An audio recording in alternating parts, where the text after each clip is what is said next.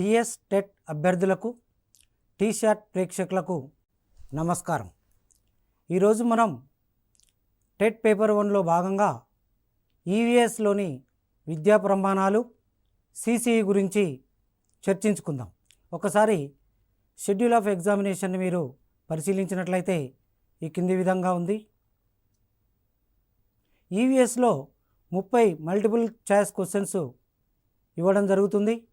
దాంట్లో కాంటెంట్కు 24, పెడగాకి 6 మార్కులు కేటాయించడం జరుగుతుంది.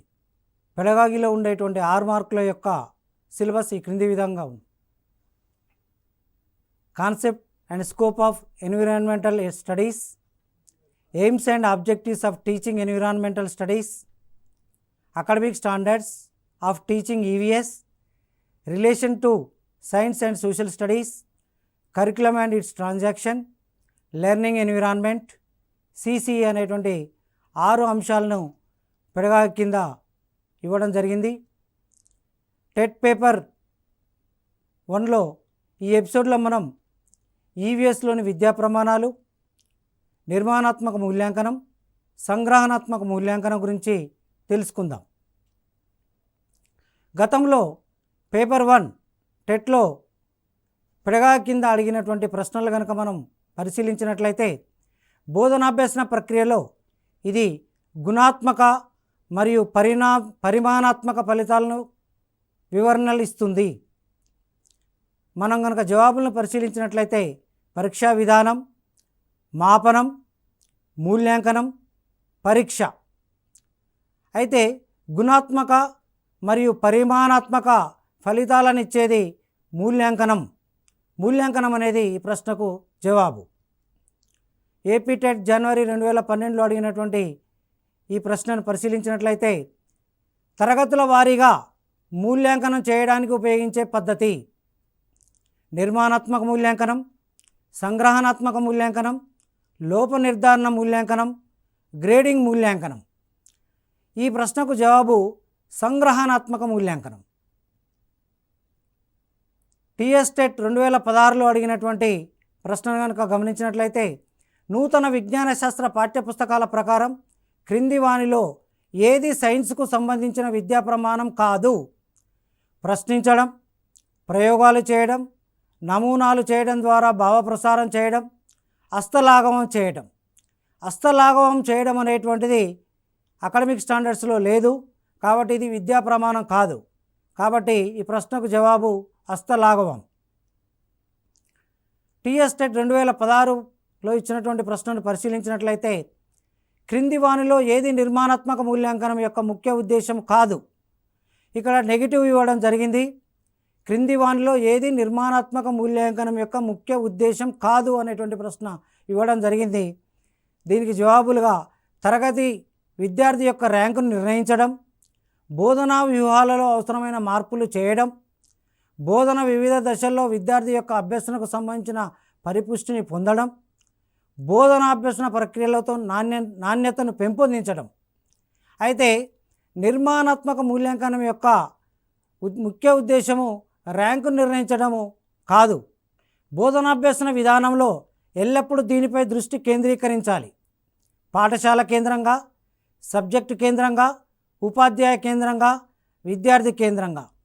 బోధనాభ్యసన విద్యా విధానము అనేటువంటిది ఎల్లప్పుడూ విద్యార్థి కేంద్రీకృతంగానే ఉండాలి. కాబట్టి ఈ ప్రశ్నకు జవాబు విద్యార్థి కేంద్రంగా.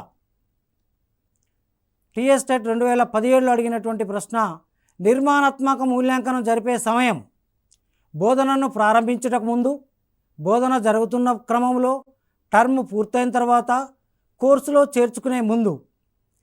నిర్మాణాత్మక మూల్యాంకనం అనేటువంటిది బోధన జరుగుతున్న క్రమంలో మనం చేస్తూ ఉంటాం, ఫార్మేటివ్ అసెస్మెంట్ అనేటువంటిది. కాబట్టి జవాబు బోధన జరుగుతున్న క్రమంలో. మన తెలంగాణలో నిరంతర సమగ్ర మూల్యాంకనం సిసిఈ పద్ధతిని ఉపయోగిస్తున్నాం. సిసిఈ అంటే ఏమిటి? కంటిన్యూయస్, నిరంతర అంటే పిల్లల ప్రగతిని ఒక సంఘటనకో ఒక సందర్భానికో పరిమితం చేయకుండా ఎల్లప్పుడూ పరిశీలించటం. నిరంతరము అంటే విద్యార్థిని తరగతి గదిలోనే కాకుండా తరగతి బయట కూడా, అంటే ప్రయోగశాలలో, ఆట స్థలంలో, తర్వాత ఉపాధ్యాయులు సంచరించే ప్రదేశాల్లో కూడా విద్యార్థిని నిరంతరం పరిశీలించడం అని అర్థం. సమగ్రంగా అంటే పిల్లల సర్వతోముఖాభివృద్ధి అనగా పిల్లల శారీరక, మానసిక, నైతిక, జ్ఞానాత్మక రంగాలు అభివృద్ధి చెందించటం. అంటే పిల్లల యొక్క శారీరక, మానసిక, నైతిక, జ్ఞానాత్మక రంగాల్లో అభివృద్ధిలో చేయించడం అంటే సమగ్రంగా విద్యార్థిని అభివృద్ధి చెందించడం అనేటువంటిది సమగ్రత అనేటువంటిది దానికి అర్థంగా మనం చెప్పుకోవచ్చు. ఎందుకంటే ప్రస్తుత విద్యా విధానం మొత్తం కూడా మనం మానసిక జ్ఞాన రంగానికి మాత్రమే ఎక్కువ ప్రాధాన్యత ఇస్తున్నాం. కానీ శారీరక, నైతిక, ఉద్వేగాత్మక, భాషాత్మక నైపుణ్యాలకు కూడా మనం అన్ని అవకాశాలను కల్పించాలి. అందుకే దీన్ని కాంప్రహెన్సివ్ అని అనడం జరిగింది. మూల్యాంకనం అంటే విద్యార్థులు విద్యా ప్రమాణాలను ఆశించిన మేరకు పొందారా లేదా, విద్యార్థులు అభ్యసన లక్ష్యాలు సాధించారా లేదా, విద్యార్థులు విద్యా లక్ష్యాలను సాధించాలా లేదా అనేది తెలుసుకోవడానికి ఉపయోగపడుతుంది. పిల్లల జ్ఞానాత్మక, మానసిక, చలనాత్మక, భావావేశ నైపుణ్యాల్లో వచ్చిన మార్పులను ఒక ప్రామాణికంగా తెలుసుకోవడం కోసం మనం మూల్యాంకనం చేస్తాం. సిసిఈ నేపథ్యం. భారత రాజ్యాంగంలోని 86వ రాజ్యాంగ యాక్ట్ 2002 ద్వారా చేర్చబడిన ఆర్టికల్ 21A ప్రకారం విద్య ఒక ప్రాథమిక హక్కు. దీని ప్రకారం 6 నుండి 14 సంవత్సరాల వయసు గల పిల్లలంతా నాణ్యమైన విద్యను పొందాలి అని రాజ్యాంగం సూచిస్తుంది. విద్యా హక్కు చట్టం 2009, రాష్ట్ర విద్యా ప్రణాళికా పరిధిపత్రం 2011 సూచనల మేరకు 1 నుండి 8 తరగతులకు, అంటే మనం 1 నుండి 8 తరగతులను ఎలిమెంటరీ విద్యా విధానం అంటాం, నిరంతర సమగ్ర మూల్యాంకన అమలుకు జీవో 60ని తీసుకురావడం జరిగింది. 9, 10 తరగతుల్లో పరీక్షల సంస్కరణల అమలుకు జీవో 17ను, జీవో 2లను తెలంగాణ రాష్ట్ర ప్రభుత్వం జారీ చేసింది. ఈ ఉత్తర్వుల మేరకు మనం 1 నుండి 10 తరగతులకు నిర్మాణాత్మక, సంగ్రహణాత్మక మూల్యాంకనాలని అమలు చేస్తున్నాం. నేషనల్ కరికులం ఫ్రేమ్వర్క్ 2005 మౌలిక సూత్రాలు ఏంటంటే బడి బయట జీవనానికి జ్ఞానాన్ని అనుసంధానం చేయటం. అంటే బడిలో నేర్చుకున్నటువంటి విద్యను బడి బయట నిత్య జీవితంలో విద్యార్థి ఉపయోగించుకునేలా చేయడం అనేటువంటిది మొదటి మౌలిక సూత్రం. బట్టి పద్ధతుల నుండి అభ్యసనాన్ని దూరం చేయటం. అంటే అభ్యసనం మొత్తం కూడా పుస్తక కేంద్రం కాకుండా, బట్టి పద్ధతులు కాకుండా అభ్యాస కేంద్రీకృత విద్యా విధానాల్ని, అభ్యాస కేంద్రీకృత అభ్యసన పద్ధతుల్ని ఉపయోగించాలనేటువంటిది ఈ మౌలిక సూత్రం. పిల్లల్లో సమగ్ర వికాసానికి పాఠ్య ప్రణాళికలను పరిపుష్టి చేయటం. అంటే మారుతున్నటువంటి సమకాలీన సమాజం కోసం పాఠ్య ప్రణాళిక నిరంతరం పర్యవేక్షిస్తూ నూతన పాఠ్య ప్రణాళికలను సిద్ధం చేయడం ఈ ఒక మౌలిక సూత్రం. పరీక్షలను మరింత సరళతరం చేసి తరగతి గది జీవనానికి అనుసంధానం చేయటం. అంటే మూల్యాంకనాన్ని సరళతరం చేసి తరగతి గదిలో, తరగతి గది బయట విద్యార్థిని మూల్యాంకనం చేయటం అనేటువంటిది ఈ మౌలిక సూత్రం యొక్క ఉద్దేశం. ఆర్టీఈ 2009, విద్యా హక్కు చట్టం 2009లోని అధ్యాయం 5లోని సెక్షన్ 29 సబ్సెక్షన్ 2 ప్రకారం పిల్లల ప్రగతిని నిరంతరం సమగ్రంగా మూల్యాంకనం చేయాలి. రాజ్యాంగంలో పొందుపరిచిన విలువలు ఎంతవరకు పిల్లలు సాధించారో మూల్యాంకనం చేయాలి. పిల్లలు సాధించిన జ్ఞానము, నైపుణ్యాలు, సామర్థ్యాలు మదింపు చేయాలి. భయరహిత వాతావరణాల్లో భావాన్ని స్వేచ్ఛగా వ్యక్తం చేసేలా చేయాలి. బాలల పూర్తి సామర్థ్యం మేరకు శారీరక, మానసిక శక్తులు అభివృద్ధి చెందాయో లేదో మూల్యాంకనం చేయాలి. ఇది ఆర్టీఈ 2009 చెప్పినటువంటి విషయం. మదింపు విధానాలని ఒక్కొక్కటి పరిశీలిద్దాం. అసెస్మెంట్ యాజ్ లెర్నింగ్ అంటే అభ్యసనం జరిగేటప్పుడే మదింపు చేయటం. పిల్లలు అభ్యసన సన్నివేశాల్లో పాల్గొని నేర్చుకున్నప్పుడు వారిని మదింపు చేయటం. అంటే పిల్లల అభ్యసన సన్నివేశాలు ఏముంటాయి అంటే పాఠ్యాంశంపై చర్చ జరిగేటప్పుడు పాఠ్యాంశంలో వారు పాల్గొనే విధానాన్ని పరిశీలించడం, సృజనాత్మకంగా భావాన్ని వ్యక్తీకరిస్తూ ఉన్నాడో లేదో చూడడం. అంటే తరగతి గదిలో ఏ విద్యార్థి అయితే సృజనాత్మకంగా సమాధానం ఇస్తున్నాడో ఉపాధ్యాయుడు గమనించడం. పాఠం మధ్యలో మరియు పాఠ్యాంశం చివర ఉన్న ప్రశ్నలపై చర్చిస్తున్నప్పుడు పాల్గొనే విధానాన్ని పరిశీలించటం, పాఠ్యాంశంలో ఉన్నటువంటి మూల్యాంకనం చేసేటప్పుడు విద్యార్థి చురుకుగా పాల్గొంటున్నాడా, ఇచ్చినటువంటి మూల్యాంకనాన్ని పరిపుష్టి చేస్తున్నాడా అనే అంశాన్ని పరిశీలించటం. అసెస్మెంట్ యాజ్ లెర్నింగ్గా, అంటే అభ్యసనం జరిగేటప్పుడే మదింపు చేయడం కిందికి వస్తుంది. అసెస్మెంట్ ఫర్ లెర్నింగ్, అభ్యసనం మెరుగుపరచడానికి మదింపు. బోధనాభ్యసన ప్రక్రియలో భాగంగా విద్యార్థి ఏమి నేర్చుకున్నాడు, ఏమి నేర్చుకోలేకపోయాడు, ఎక్కడ ఇబ్బంది పడుతున్నాడు, ఏ అంశాల్లో అతనికి మరింత సహాయం అవసరం అనే దృష్టితో చూసి బోధనాభ్యసన ప్రక్రియలో మార్పు చేసుకునేందుకు చర్యలు చేపట్టడం వల్ల ఆ పిల్లల్లో అభ్యసనం మెరుగుపరచడానికి అవకాశం ఉంది. దీనిలో భాగంగానే మనం నిర్మాణాత్మక మదింపు చేపడుతున్నాం. నిర్మాణాత్మక మదింపులో గల 4 అంశాలు, సాధనాల గురించి వివరంగా తెలుసుకుందాం. అసెస్మెంట్ ఆఫ్ లెర్నింగ్, అభ్యసనం యొక్క మదింపు. పిల్లలు పొందిన జ్ఞానాన్ని కొంతకాలం తర్వాత పరీక్షించటం. అంటే జ్ఞానాన్ని పరిశీలించడానికి మనకు విద్యా ప్రమాణాలను ఎంచుకుంటాం. విజ్ఞాన ప్రమాణాల వారీగా మనం వారి జ్ఞానం ఎంత నేర్చుకున్నారో అనేటువంటి అంశాలను మనం పరిశీలిస్తాం. దీనినే మనం సమ్మేటివ్ అసెస్మెంట్, సంగ్రహణాత్మక మూల్యాంకనం లేదా మదింపు అంటాం. ఈ సంగ్రహణాత్మక మూల్యాంకనం గురించి వివరంగా తెలుసుకుందాం. మదింపు విధానాలు 2 రకాలు. 1 నిర్మాణాత్మక మదింపు, 2 సంగ్రహణాత్మక మదింపు. నిర్మాణాత్మక మదింపు బోధనాభ్యసన ప్రక్రియ జరుగుతున్నప్పుడే మనం ఈ నిర్మాణాత్మక మదింపును చేస్తాం. సంగ్రహణాత్మక మదింపు బోధనాభ్యసన ప్రక్రియ పూర్తయిన తర్వాత ఈ సంగ్రహణాత్మక మదింపును చేస్తాం. నిర్మాణాత్మక మదింపులోని అంశాలు. ఈ అంశాల ద్వారా మనం నిర్మాణాత్మక మదింపును విద్యార్థి యొక్క ఏం నేర్చుకున్నాడు అనేటువంటి అంశాలను మనం మదింపు చేస్తాం.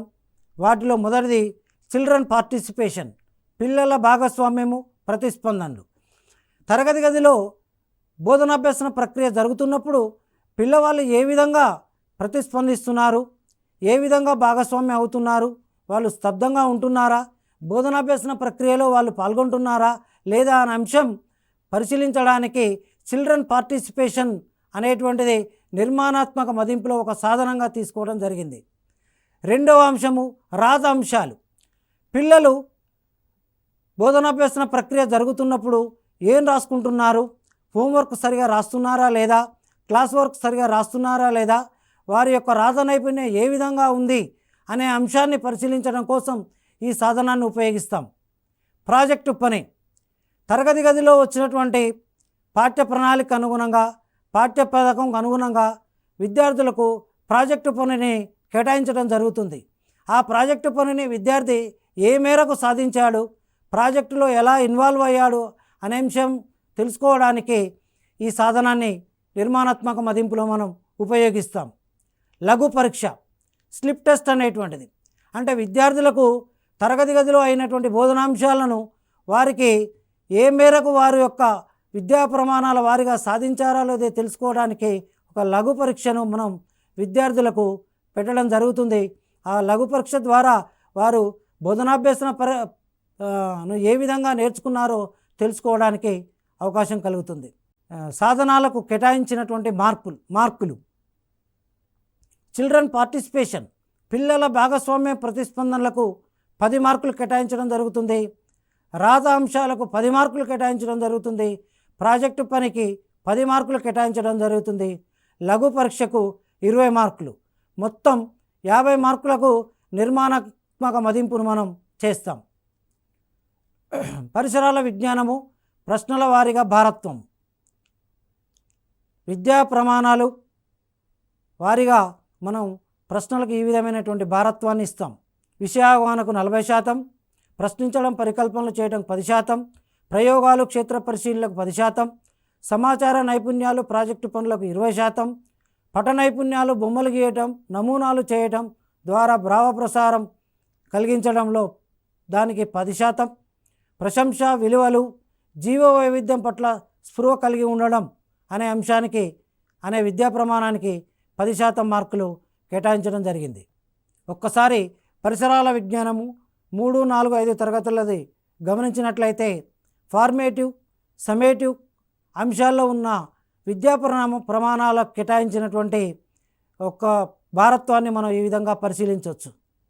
సమ్మేటివ్ అసెస్మెంట్కి కేటాయించిన భారత్వం. విషయ అవగాహనానికి 40%, ప్రశ్నించడం పరికల్పనలు చేయడానికి 10%, ప్రయోగాలు చేయడానికి 10%, సమాచార నైపుణ్యాలకు 20%, పట నైపుణ్యాలు బొమ్మలు గీయడానికి 10%, ప్రశంసలు విలువలకు 10%. అదేవిధంగా ఫార్మేటివ్ అసెస్మెంట్ కనుక మనం గమనించినట్లయితే పిల్లల భాగస్వామ్యం ప్రతిస్పందనలకు 20%, రాతాంశాలకు 20%, ఫార్మేటివ్ అసెస్మెంట్లో ప్రాజెక్టు పనులకు 20%, లఘు పరీక్షకు 40%, మొత్తం 100% వెయిటేజ్. ఫార్మేటివ్ అసెస్మెంట్ని 50% మార్కులకు గాను, సమ్మేటివ్ అసెస్మెంట్ను 50% మార్కులకు గాను మొత్తం 2 అసెస్మెంట్లు కలిపి 100 మార్కులకు తీసుకోవడం జరుగుతుంది.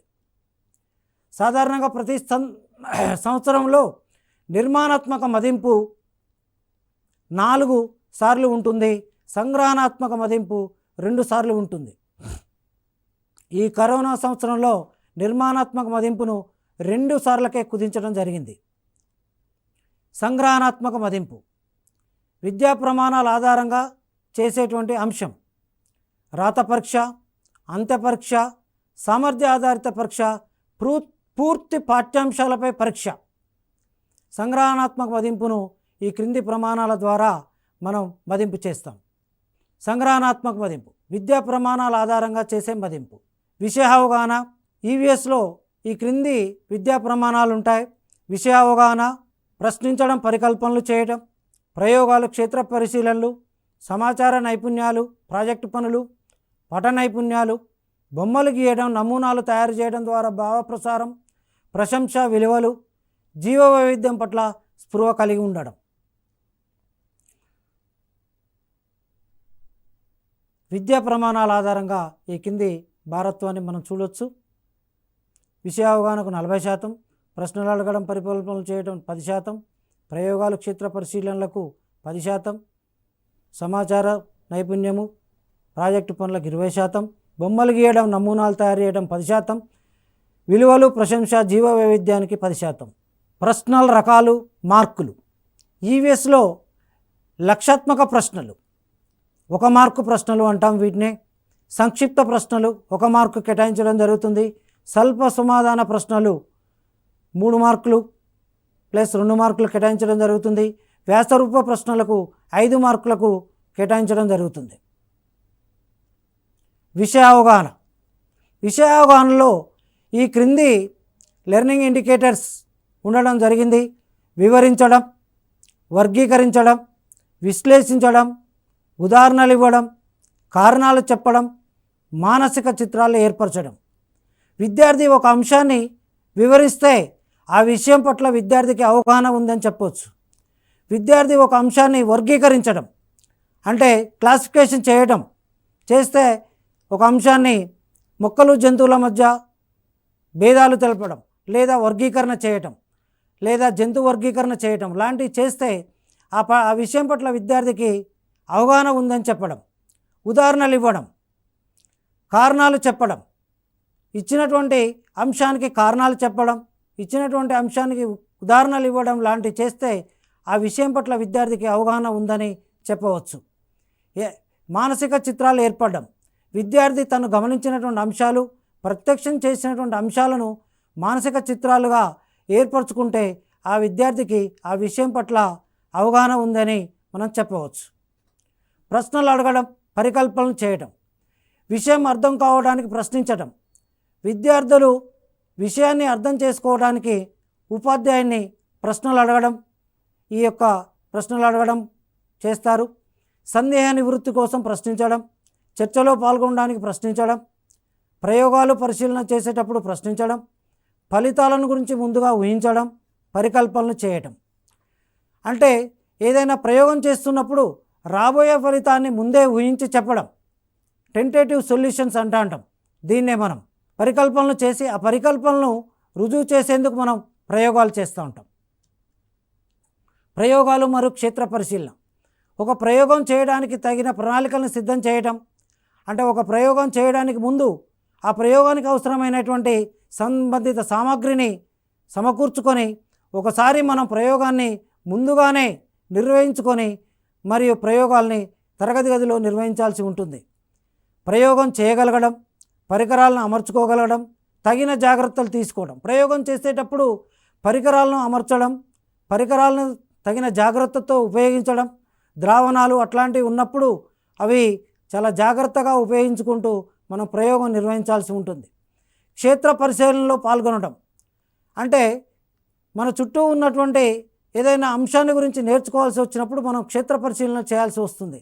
అంటే దగ్గరలో ఉన్నటువంటి ఫ్యాక్టరీని సందర్శించడం కానీ, జంతు ప్రదర్శనశాలను సందర్శించడం కానీ, ఏదైనటువంటి మన దగ్గరలో ఉన్నటువంటి ఏదైనా మన విద్యా బోధనాభ్యసన ప్రక్రియకు ఉపయోగపడేటువంటి క్షేత్ర పరిశీలన చేసినప్పుడు దాంట్లో పాల్గొని విద్యార్థులు అక్కడ విషయాలను నమోదు చేసుకునే విధంగా ఉపాధ్యాయుడు వారికి మార్గదర్శకత్వం వహించాలి.